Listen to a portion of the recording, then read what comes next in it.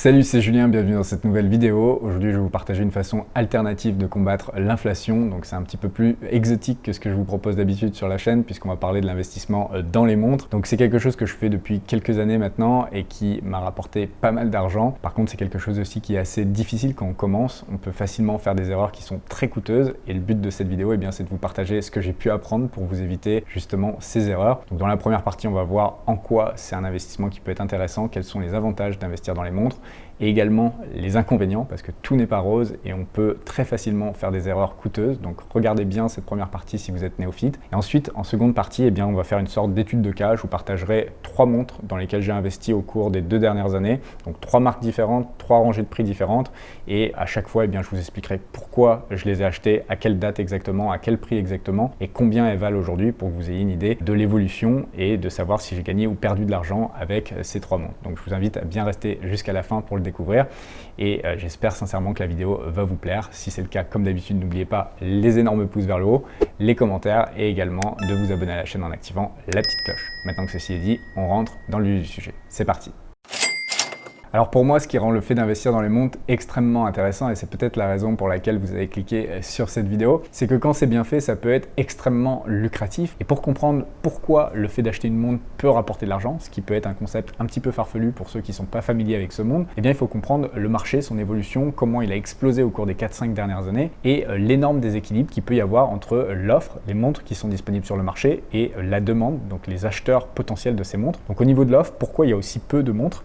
Parce que l'horlogerie, c'est un monde d'exception avec des quantités qui sont produites qui sont vraiment très limitées. À part Rolex qui a une production d'un peu plus d'1 million de pièces par an, les maisons comme Patek Philippe vont produire 62 000 pièces par an, Audemars Piguet 40 000 pièces par an, Richard Mille 5 000 pièces par an, FP Journe 800 pièces par an. Et plus vous allez dans les maisons confidentielles, moins il y a de pièces qui sont produites. Et ce qui fait que si vous voulez acheter un des modèles de ces marques que je viens de citer, si vous allez dans les boutiques, il y a très peu de chances pour que vous puissiez l'acheter et qu'il soit disponible directement. Souvent, il va falloir avoir acheté déjà des modèles moins convoités, il va falloir ensuite se mettre sur liste, attendre des mois, parfois des années pour pouvoir être appelé et pour pouvoir acheter la montre. Donc ça peut être un concept un petit peu bizarre pour ceux qui connaissent pas du tout ce monde, mais c'est la réalité actuelle et c'est ce qui fait que sur le marché secondaire, c'est-à-dire que quand vous voulez une montre et que vous la voulez tout de suite, vous allez sur le marché secondaire, donc soit dans des revendeurs de montres, soit sur Chrono24, etc. Les montres peuvent valoir 2, 3, 4, 5, 10 fois, 20 fois plus cher que dans la boutique. Pour vous donner un exemple tout simple, chez Rolex, si vous voulez une Daytona, c'est un des modèles vraiment mythiques, en boutique, le prix, si vous vouliez l'acheter et s'il était possible de l'acheter en boutique, serait de 13 000 $. Sauf que la réalité, c'est qu'il est impossible de l'acheter en boutique et si vous voulez l'acheter sur le marché secondaire, c'est une montre qui coûte entre 40 et 50 000 $. Un autre exemple, Patek Philippe 5711 Nautilus, un des modèles mythiques, dans sa dernière version avec le cadran vert, c'est une montre qui est censée coûter 35 000 € en boutique, sauf qu'il est encore une fois impossible de l'acheter. Habituellement pour un cadran bleu, je crois que c'est 10 ans d'attente et ils ont arrêté de prendre les gens sur liste d'attente si vous n'étiez pas déjà un client qui avait déjà acheté plusieurs fois des montres chez eux. Donc en gros, le cadran vert, vous pouvez toujours rêver si vous voulez l'acheter, si vous n'avez jamais rien acheté chez eux et que vous n'êtes pas un client VIP. Mais si vous faites partie de ces clients VIP et que vous pouvez l'acheter, c'est une montre qui directement à la sortie de la boutique vaut entre 500 et 700 000 $. Donc vous faites un quasi x20. Et c'est exactement ce type de phénomène qui génère cette hype, cet engouement qu'il peut y avoir pour l'investissement dans les montres. Et c'est un intérêt qui ne fait qu'augmenter. Si vous suivez les différents forums, groupes Reddit, comptes Instagram ou chaînes YouTube qui concernent l'horlogerie, vous pouvez voir qu'au cours des dernières années, ça a été totalement exponentiel le nombre de personnes qui suivent ce contenu, qui s'informent, qui se documentent, qui deviennent initiés, qui comprennent qu'au-delà en fait de la beauté et de la passion qu'on peut avoir pour l'horlogerie, ça peut être également une forme d'investissement qui peut être très lucratif. Donc ce qui crée une énorme pression acheteuse sur un produit qui est limité et rare et c'est la recette parfaite pour que les montres continuent à s'apprécier et à valoir toujours plus cher. Donc c'est pour ça que pour moi, investir dans les montres, c'est quelque chose qui peut être très intéressant parce que je pense pas que la demande va diminuer et je pense pas que la quantité de montres produites va augmenter et pour les modèles qui sont déjà discontinués, donc qui ne sont plus produits, la quantité restera la même avec un nombre d'acheteurs toujours plus fort. Donc c'est pour ça que je pense que ça a vraiment du potentiel. Ensuite, la deuxième chose qui rend le fait d'investir dans les montres également intéressant et qui répond à un besoin d'un segment de la population, c'est qu'il y a beaucoup de gens qui cherchent à stocker leur argent hors des banques pour se protéger de l'inflation et aussi pour garder entre guillemets un contrôle sur leur argent. Donc d'habitude, ces personnes achètent plutôt de l'or, de l'argent. Il y a également un segment de ces personnes qui achètent des montres parce que ça permet de stocker de la richesse dans un format très compact, c'est très transportable, vous pouvez aller aux quatre coins du monde avec votre montre sans qu'on vous pose de questions. Pour la plupart des modèles, personne ne les reconnaît et pourtant vous pouvez avoir plusieurs dizaines ou plusieurs centaines de milliers de dollars autour du poignet. Et donc il y a pas mal de gens qui aiment ça, qui peuvent acheter donc des montres parfois en cash, pas de traçabilité, et ça leur permet ensuite de les transporter, de les emmener à d'autres endroits ou de les stocker chez eux sans que personne sache qu'ils ont ça chez eux. Donc c'est aussi une forme d'investissement qui plaît à une certaine démographie et ça répond à ce besoin et c'est aussi à mon avis quelque chose qui drive les prix vers le haut puisqu'il y a une demande pour ça. La troisième chose qui va être intéressante avec le fait d'investir dans des montres et qui devrait parler aux passionnés, c'est que contrairement aux investissements traditionnels, vous allez pouvoir utiliser, admirer, porter votre montre et c'est un peu la même chose que pour les passionnés de voitures qui vont pouvoir conduire une vieille Porsche, une vieille Ferrari, etc. Il y a un plaisir qui émane de l'utilisation que vous n'auriez pas avec d'autres types d'investissements. Donc par exemple, si vous investissez en bourse, que vous avez des actions, c'est des lignes sur un écran, donc émotionnellement, ça donne pas grand-chose. Les montres, il y a quelque chose, quand on en est passionné, bien sûr, parce qu'il y a des gens qui s'en fichent et pour qui ça fait rien, mais quand on a un minimum de passion et qu'on sait apprécier le savoir-faire qu'il y a derrière la création et la construction de ce type de produit, eh bien il y a un vrai plaisir et c'est ce qui rend aussi ce type d'investissement assez unique. Enfin, le quatrième et dernier avantage que je voudrais mentionner dans cette première partie de vidéo, c'est que au-delà de l'enrichissement que vous allez pouvoir tirer de la montre si elle s'apprécie en valeur et que vous décidez de la revendre dans le futur, eh bien vous pouvez aussi tirer d'autres types d'enrichissement qui vont pas forcément être financiers. En fait, ce qu'il faut comprendre, c'est que quand vous avez ce type de montre au poignet, eh bien ça peut être des déclencheurs de conversations que vous n'auriez peut-être pas eu si vous n'aviez pas eu une montre. C'est-à-dire que quand vous vous trouvez dans des business lounge, dans des restaurants branchés, dans des réunions d'entrepreneurs, etc., des meetings, ça peut être un excellent icebreaker, un briseur de glace, je sais pas comment on dit en français, mais une façon de créer la conversation avec une personne. Et à partir de là, eh bien, ça peut créer des nouvelles amitiés, ça peut étendre votre cercle de personnes que vous connaissez, ça peut vous apprendre des choses et c'est quelque chose qui va peut-être vous rendre meilleur, vous améliorer la vie, améliorer votre business, donc vous enrichir d'une certaine manière. Donc voilà, ça peut être quelque chose qui rend intéressant le fait d'investir dans ce type de montre. Alors ça ne doit pas être la seule raison, bien sûr, mais c'est quelque chose qui est un petit bonus, on va dire, avec le fait de posséder ce type de montre. Donc ça, c'était les avantages principaux que je voulais mentionner dans cette vidéo. Après, il y en a bien sûr plein d'autres et je vous invite à les partager juste en dessous en commentaire. Maintenant, on va voir quels sont les inconvénients et les risques d'investir dans les montres. Et donc, quand on parle d'investissement et non pas juste d'acheter une montre parce qu'elle vous plaît, c'est quelque chose d'ailleurs qui est très honorable et que je fais moi-même et je ne pense pas toujours que au fait de conserver la valeur ou d'apprécier la valeur de ce que j'achète. Parfois, j'achète des choses parce que ça me plaît, mais il ne faut pas confondre les deux. Et ça, c'est vraiment la première distinction qui est importante à faire, c'est que quand on parle d'investissement, si vous voulez conserver votre valeur ou même que la chose que vous avez achetée s'apprécie, eh bien il faut s'éduquer sur le marché et c'est un investissement comme les autres finalement. Si vous y allez avec le petit doigt mouillé et que vous achetez n'importe quoi, comme pour les actions en bourse, comme pour les cryptos, etc., vous avez 99% de chances de perdre de l'argent. Et sur le marché des montres, ça ne fait pas défaut. Il n'y a que 1% des montres qui sont sur le marché qui sont investment grade, c'est-à-dire qui sont réellement intéressantes d'un point de vue investisseur. Donc il faut vraiment apprendre le marché, lire sur les forums, les Reddit, etc., comprendre qu'est-ce qui fait qu'un modèle va prendre de la valeur, qu'est-ce qui fait qu'il est rare, comprendre quand il y a des modèles qui vont être arrêtés d'être produits et les acheter à temps, acheter également des modèles alternatifs sur les côtés qui peuvent eux également profiter de l'inertie qu'il va y avoir. Donc voilà, il y a pas mal de choses à comprendre et si vous ne vous éduquez pas, vous avez de fortes chances de perdre de l'argent. Donc ça, c'est le premier risque d'investir dans les montres. Le deuxième risque, c'est que si vous n'êtes pas un minimum éduqué, il y a également énormément de contrefaçons qui sont sur le marché. Et on arrive à un niveau de sophistication dans les répliques qui est absolument hallucinant. C'est-à-dire qu'il y a des revendeurs de montres qui ont des décennies d'expérience, qui à 1 mètre dans leurs mains n'arrivent pas à faire la différence entre une vraie et une fausse. Parfois, même à la loupe d'extérieur, il n'est pas facile de savoir si c'est une vraie ou une fausse. Il y a des modèles maintenant qui sont extrêmement bien faits. La seule solution, souvent, ça sera d'ouvrir, de regarder le mouvement et de regarder la finition sur le mouvement, parce que même les mouvements sont copiés parfois. Donc, si vous n'avez pas un minimum d'expérience d'outillage, c'est impossible de savoir la vraie de la fausse et donc c'est pour ça qu'il faut toujours se faire accompagner par des experts quand vous voulez acheter des montres à d'autres particuliers, si vous ne les achetez pas vraiment chez des experts qui sont renommés. Donc ça, c'est également un des gros risques avec le fait d'investir dans les montres. Le troisième risque qu'il peut y avoir avec le fait d'investir dans les montres, c'est que quand vous les portez, vous pouvez les abîmer et ça, c'est un des vrais problèmes, c'est que vous avez des décisions à prendre parfois. Si vous voulez garder la montre dans un état parfait pour qu'elle soit au maximum liquide, eh bien il faudra ne pas la porter. Donc ça, c'est un des soucis qui va contredire un petit peu un des points que j'ai annoncé dans les avantages. Après, si vous y faites attention, vous n'allez pas la rayer ou vous allez faire des petites rayures superficielles qui vont pouvoir se gommer avec un petit polish. Mais si vous la portez et que vous commencez à la porter tous les jours, que vous faites du sport, etc. et que vous faites des rayures profondes, eh bien, vous pouvez vraiment endommager la montre, son aspect visuel et donc endommager sa liquidité sur le marché secondaire parce qu'une montre rayée ne va pas partir aussi bien qu'une montre qui est absolument mint, parfaite condition. Également, un autre inconvénient avec le fait de posséder et de porter des montres de luxe, c'est que de plus en plus, ça devient risqué de les porter. Il y a énormément de vols de montres et donc il y a plein d'endroits dans le monde où vous n'allez pas pouvoir porter votre montre ou du moins ça va limiter votre liberté et c'est totalement à l'encontre de ma philosophie de vie et c'est ce que m'avait enseigné d'ailleurs mon mentor qui m'avait dit « What you own owns you », ce que tu détiens te détient.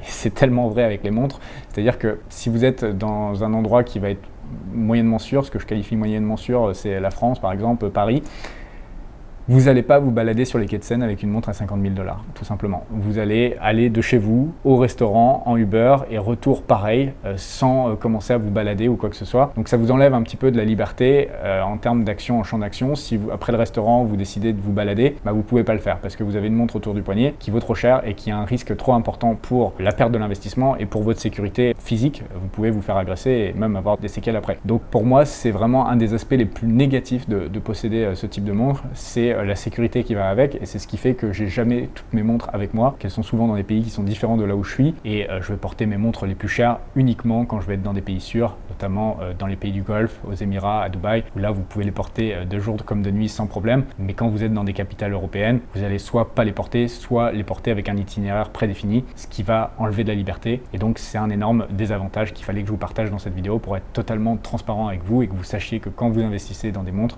il y a du positif mais il y a également du négatif. Donc maintenant que je vous ai dit ça, on va passer à la dernière partie de cette vidéo et je vais vous partager 3 montres dans lesquelles j'ai investi au cours des 2 dernières années.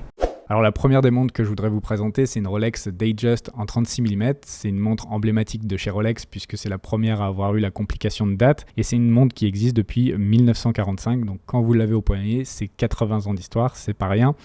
Et c'est une montre que j'ai voulu absolument dans cette configuration. Je l'avais vue au poignet de quelqu'un et ça a été vraiment obsessionnel pour moi. Et c'est ce qui a fait que j'ai dû l'acheter sur le marché secondaire. Habituellement, une Datejust, c'est pas un modèle du tout rare de chez Rolex et vous pouvez facilement en trouver dans les boutiques Rolex si vous êtes prêt à faire quelques, on va dire, concessions au niveau de la configuration. Personnellement, je la voulais vraiment avec un cadran blanc, index bâton, la date en 2 couleurs, rouge et noir, le fluted bezel en or blanc autour. Et à l'arrière, je voulais aussi le fermoir discret Rolex ancien. C'est plus comme ça maintenant. Ils sont en train de faire des trucs un petit peu plus voyants maintenant. Donc voilà, je voulais vraiment ce modèle-là. Et c'est ce qui fait que je l'ai payé un petit peu plus cher que le prix boutique. Alors pas non plus beaucoup. Je l'ai payé 7 450 €, ce qui fait 8 080 $. Et le prix boutique est censé être à 7 950 $. Apparemment, en septembre 2021, je crois qu'en 2020, c'était moins cher. De mémoire, à l'époque, je l'avais payé quelques centaines de dollars de plus que le prix boutique. Tout en sachant que pour des modèles qui sont pas très convoités comme une Datejust, habituellement elles ont tendance à se vendre moins cher sur le marché secondaire qu'elles ne se vendent en boutique quand c'est pas des modèles extrêmement rares. Après, l'euphorie qu'il y a eu sur le marché et le bull run qu'on a au niveau du marché des montres a fait que même des modèles qui sont pas très rares ni très convoités ont également eu une appréciation en prix parce que même ces modèles-là parfois ne sont pas si faciles que ça à avoir en boutique quand on veut vraiment avoir une configuration spécifique. Donc c'est ce qui fait que si on s'en tient à la data de Chrono24, depuis novembre 2020, donc quasi 1 an et demi, la montre aurait pris 26%, donc 2 000 $ et serait estimée à 9 942 $. Après, il faut toujours se méfier des valeurs estimées de Chrono24, on va le voir dans les 2 prochains exemples, parfois ça peut être quand même assez erroné.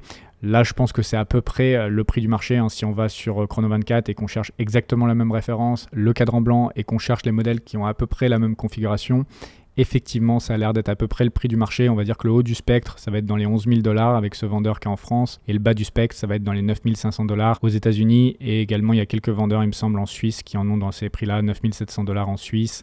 Si on descend encore un petit peu plus, il me semble que j'en avais vu une autre au Japon, 9 600 $. Donc voilà, en fonction de là où elle va se trouver, de son état bien sûr, et également de si elle vient avec la boîte et les papiers, les prix vont varier, mais grosso modo, ça a l'air d'être assez compact, autour des 9 500, 10 000 $, avec une exception là pour celui-ci qui la vend plus cher, parce qu'il est en France, sûrement plus d'impôts, plus de charges, ça se comprend. Personnellement, j'ai décidé de mettre à vendre cette montre autour des 9 000 $ pour 2 raisons. La première, c'est que je la porte absolument jamais. Parfois, les montres, c'est comme les parfums, c'est-à-dire que vous allez les aimez sur quelqu'un, pas forcément sur vous. Cette montre, c'en est le parfait exemple. Je trouve que c'est un très bel objet, c'est une très belle montre, je la trouve très jolie, mais sur moi, ça ne me va pas du tout, c'est pas du tout mon style. Et la deuxième raison, c'est que je pense que l'euphorie qu'il y a autour de certains modèles de Rolex qui ne sont pas réellement rares ne va pas durer et j'ai pas envie de prendre un risque de volatilité sur une montre qui ne m'est pas réellement chère. Et donc, je préfère la vendre, avoir profité en fait de la couverture d'inflation qu'elle m'a offerte pendant les 1 an et demi. Si elle a pris une vingtaine de pourcents, c'est très bien, j'aurais battu l'inflation. Et avec cet argent, je vais plutôt acheter quelque chose qui aura plus de potentiel et qui correspondra plus à ma personnalité. Donc voilà ce que je vais faire avec cette montre-là. Encore une fois, superbe montre,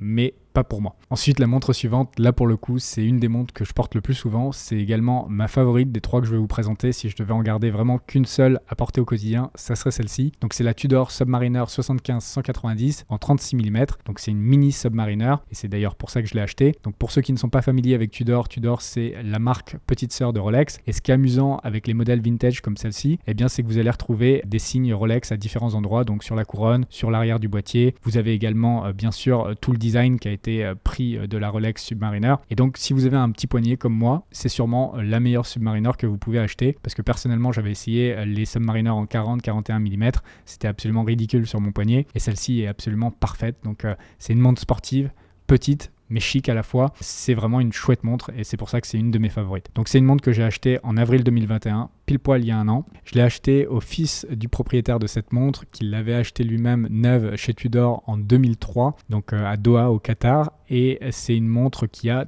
tout son historique d'entretien, donc toutes les factures d'entretien, la facture d'achat originale, la garantie, etc. Donc c'est une montre vraiment très complète dans un superbe état et je l'ai payé 4 400 $ et la valeur estimée à l'heure actuelle serait de 5 037 $ et c'est là pour le coup où je vais pas être totalement d'accord avec les estimations de Chrono24 et pour vous démontrer pourquoi je suis pas d'accord, on va aller justement sur Chrono24 et faire une recherche pour la Tudor 75-190. La première chose que vous allez voir, c'est qu'il n'y a que 20 résultats pour cette référence, donc il y a assez peu de modèles disponibles sur le marché. Et ensuite, si vous voulez absolument avoir la même configuration, donc avec le bracelet Oyster, qui est pour moi, à mon avis, la plus convoitée, la plus intéressante de toutes les variations et déclinaisons de ce modèle, va y avoir qu'une option en fait. Toutes les autres vont avoir soit des fonds bleus, soit avoir l'autre bracelet. Mais si vous voulez vraiment cette version-là, il n'y en a qu'une qui est disponible à l'heure actuelle sur Chrono24 et l'exemplaire qui est disponible, en vrai, il n'est pas aussi bien que le mien parce que la lunette, elle est un peu effritée et il n'y a pas les papiers qui vont avec. Donc je pense que mon exemplaire est meilleur que ce qui se trouve sur le marché et donc je pense qu'elle vaudrait un peu plus de 5 000 $,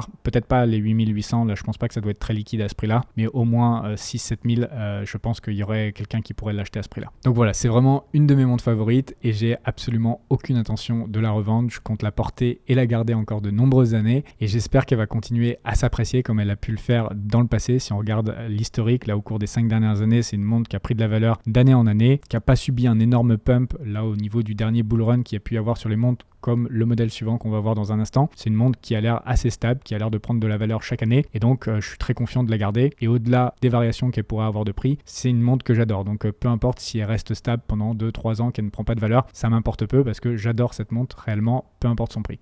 Donc ça c'est pour la Tudor 75-190. D'ailleurs pour ceux qui sont intéressés par cette montre-là, je vous mettrai ce superbe article sur ce site qui s'appelle Time Curated et vous allez avoir vraiment plus d'informations sur cette montre. Si vous avez un petit poignet et que vous voulez une Submariner, c'est vraiment le meilleur modèle qui est sur le marché. Enfin, on va passer à la dernière montre dont je voulais vous parler dans cette vidéo et là pour le coup on va passer sur quelque chose d'un petit peu plus lourd en termes de budget puisqu'on va parler de la Patek Philippe Nautilus 3800.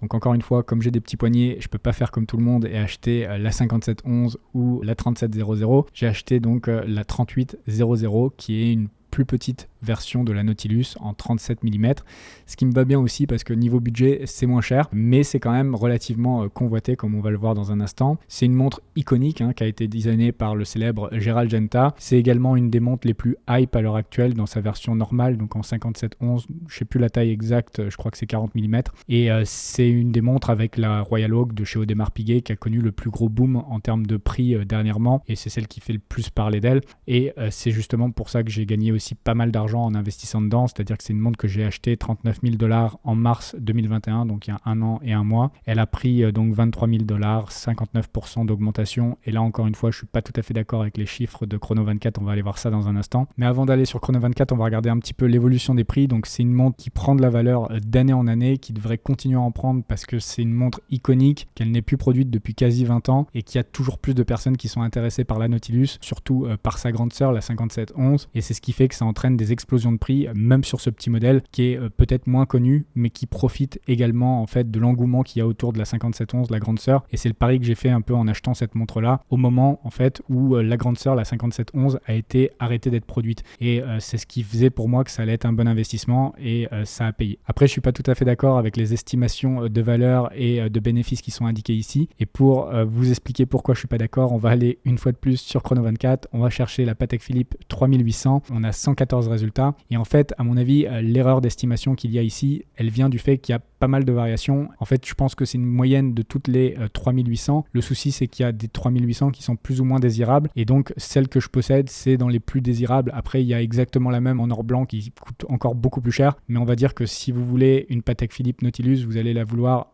en acier avec cadran bleu à bâton. C'est vraiment la version iconique. Et donc, si vous approfondissez les recherches, vous allez vous rendre compte que ce modèle-là, dans cette configuration en particulier, eh bien, il va être difficile de l'acheter en dessous de 75 000 $ à l'heure actuelle. Donc, la moins chère, je crois qu'elle est là, 72 000 $ ici. Il y a celle-ci à 75, celle-ci à 75, 76, ensuite 79, 92. Après, bon, ça monte. Il y en a une vingtaine qui sont disponibles, donc c'est rare sans être méga rare. Il est possible d'en trouver. Mais en gros, ça va jusqu'à peu près dans les 100 000 $. Et après, celles qui vont être vraiment plus chères, ça va être avec des doubles signatures, ou bien ça va être quand elles sont en or blanc ou bien en platinium. Là, ça ne rigole plus du tout en niveau prix. Mais en gros, le prix de cette montre, à l'heure actuelle, il est plutôt entre 75 et 100 000 $. Personnellement, pour l'instant, je compte pas la vendre. J'ai appelé Patek Philippe la semaine dernière pour la mettre en service. Donc, ce qu'il faut savoir également, j'ai oublié de le citer dans les inconvénients de posséder ce type de montre, c'est que le service peut être cher dans les grandes maisons horlogères. Une montre comme ça, pour faire un démontage, service complet, changement des pièces d'usure, et notamment les aiguilles, d'ailleurs j'étais surpris parce qu'elles sont en or blanc et ils les considèrent comme une pièce d'usure. Donc pour changer tout ça, ça coûte à peu près 1 200 €. Un polish, ça coûte 500 €, donc il va y en avoir pour 1 700 €. Donc ce que je compte faire concrètement, c'est de l'envoyer en service et quand elle reviendra, la laisser comme ça sous vide dans l'emballage de service comme ça et la mettre dans un coffre et attendre peut-être une dizaine d'années et voir ce qui se passera. Personnellement, je veux plus la porter ni la garder avec moi. Je préfère l'avoir loin de moi pour des raisons de sécurité et également pour le fait que si vous la portez, vous allez au resto, vous la rayez, bah vous perdez 10 000 balles. Donc ça vous gâche la soirée. Donc je vais préférer maintenant ne plus la porter et ça ne sera pas un énorme problème parce que c'est une montre que je portais déjà très peu. C'est pas ma montre préférée. Je l'aime beaucoup, vraiment. C'est une très bonne montre, mais c'est pas ma montre préférée. Donc du coup, ce n'est pas un énorme problème et je préfère la garder totalement comme un investissement pur et simple et on verra ce que ça donnera. Donc dans 5-10 ans, je ferai peut-être une vidéo si j'ai encore la chaîne YouTube. Voilà, c'est là-dessus que je vais terminer cette vidéo. J'espère sincèrement qu'elle vous aura plu. Faites-moi savoir si vous voulez plus de vidéos sur l'investissement dans les montres ou bien sur d'autres investissements alternatifs que j'ai pu faire, sachant que j'en ai fait qui étaient bien farfelus et qui, je pense, pourraient faire de très bonnes vidéos. Également, si vous êtes passionné d'horlogerie, ça m'intéresse vraiment de savoir quelles sont vos montres favorites. Donc, n'hésitez pas à les mettre en commentaire. Je suis vraiment très curieux de savoir ce que les personnes qui regardent Oseille TV aiment en matière d'horlogerie. N'oubliez pas les méga pouces vers le haut, c'est super important pour le référencement et également abonnez-vous à la chaîne en activant la petite cloche. Enfin, la dernière chose que je voulais vous dire, c'est que si vous êtes nouveau sur la chaîne, habituellement, la thématique, c'est le business en ligne à travers Amazon FBA. Et donc, si c'est quelque chose qui vous intéresse de lancer un business pour pouvoir justement vous payer le type de montre qu'on a vu dans cette vidéo, eh bien, je vous invite à regarder toutes les vidéos gratuites qui sont sur la chaîne et également pour ceux qui veulent aller plus loin, à regarder le premier lien qui sera juste en dessous en description vers mes formations dans lesquelles vous retrouverez du contenu plus avancé et également des accès à des masterminds. Donc, si c'est quelque chose qui vous intéresse, je vous invite à regarder les autres vidéos de la chaîne et également à regarder le premier lien qui sera juste en dessous et on se retrouve soit dans l'espace membre de mes formations ou bien dans une prochaine vidéo YouTube. Je vous dis à très bientôt, ciao, bye bye.